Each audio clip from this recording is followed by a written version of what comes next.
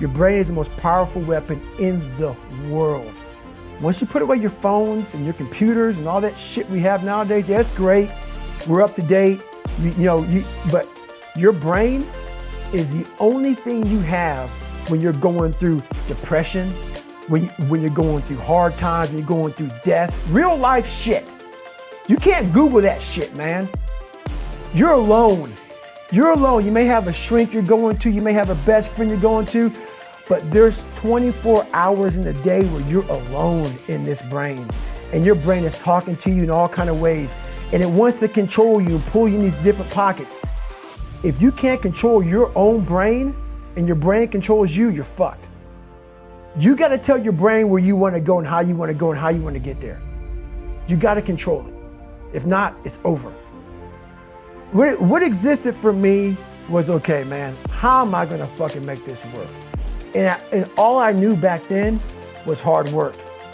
The only way anything gets accomplished. That's all I heard back in those days. You gotta work hard. You gotta work hard. I'm not getting I can't get this paragraph. I can't remember what the fuck's in this paragraph to pass this test to get in the military. Read again. Still not getting it. Read again. But if you're not getting it, write it out. And that's how I started learning. Okay, well, I gotta write out every fucking thing I do.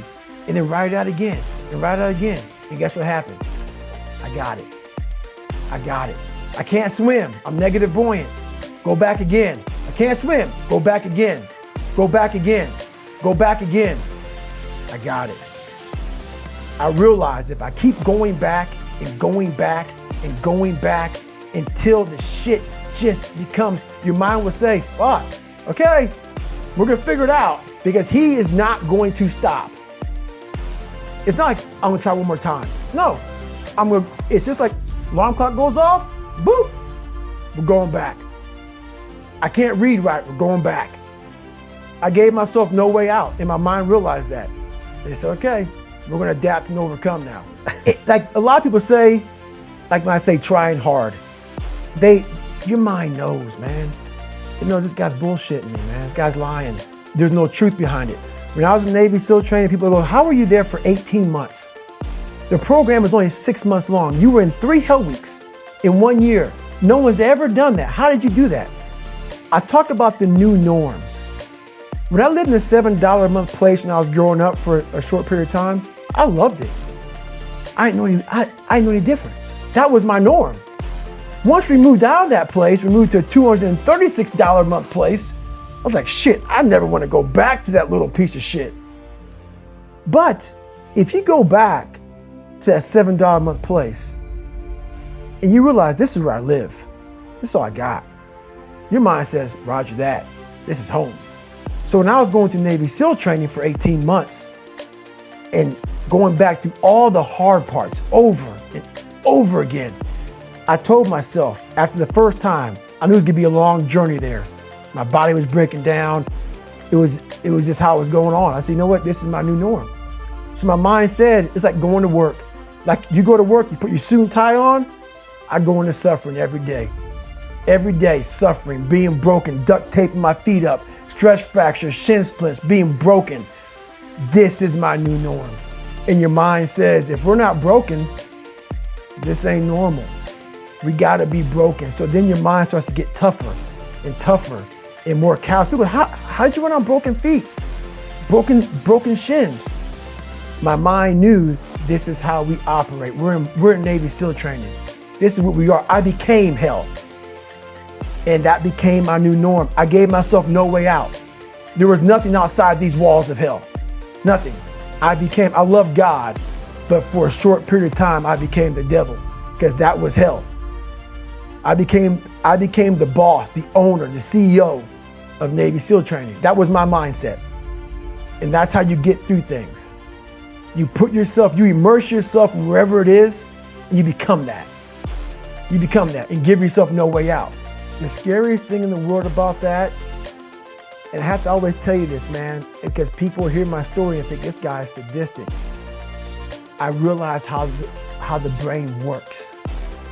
I figured out how the brain works. I'm a scared kid, and that's what gives me so much power. I had no foundation. And I built this off of just researching the mind. The feeling you get is basically invincibility. You realize that you can't do it all the time.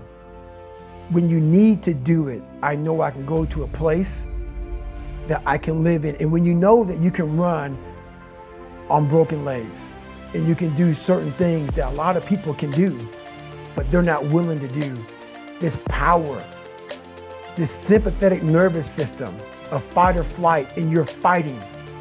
It gives you this charge of energy of when you're sitting there at 3:30, 4 o'clock in the morning and you're duct taping your feet up because they're broken, and you're doing it by yourself, and you're going through arguably one of the hardest training in the world. And these guys, most of them are healthy, and you're going through it broken, and you're already at a disadvantage, but you're still there. You can feed into that and tap into that for a lot of power. But if you look at it, well, I'm broken, man. Like, I'm not gonna make it. If you look at it as, man, I'm broken and I'm still here. And I'm fighting, and I'm gonna find a way to get through this because I have no other place to go. It gives you a lot of power. I thought it would, but what happens is, not just in SEAL training, but in life in general, when things start to suck really, really bad, my brain and a lot of people's brain, they don't go to the people that called you nigger or your dad beating you up. Your brain says, we gotta get the fuck out of here. This is miserable. So anger goes away a lot of times when you're suffering because your brain just says, we gotta run, we gotta go. So that anger is not popping up saying, oh, I'm gonna show them, I'm gonna show those people.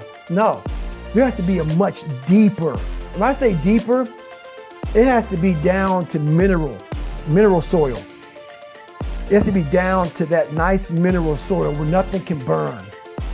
You can't burn dirt. So it has to be down that low, that literally is something in you that's at the core of your soul. But you don't find it unless you spend a lot of time with what you want to be in life. I can't give that to you. Right. You can't give it to somebody. When you find your true passion in life, and my passion for me was like, oh, I want to be, I don't give a fuck about Navy SEALs, Army, I don't give a shit. I want to serve my country. I want to be someone that I'm proud of. That I want to look at myself in the mirror because I was so disappointed. That accountability mirror I talk about, I was so disappointed in what I saw every fucking day. I wanted everybody to love David Goggins. And a lot of people did. I didn't love myself. But I knew a lot of us want to find peace first. So people say, man, you always talk about this suffering and pain and shit. I'm at peace right now because I went through that. You don't find peace first. If you do, Merry Christmas. More power to you. More power to you. I found peace on the opposite end of finding myself. And no one really finds themselves without going through trials, tribulations, suffering, accountability. And accountability is suffering. Being accountable every fucking day for doing right for yourself, for the people next to you, it's miserable. It's hard. So, even the smallest details.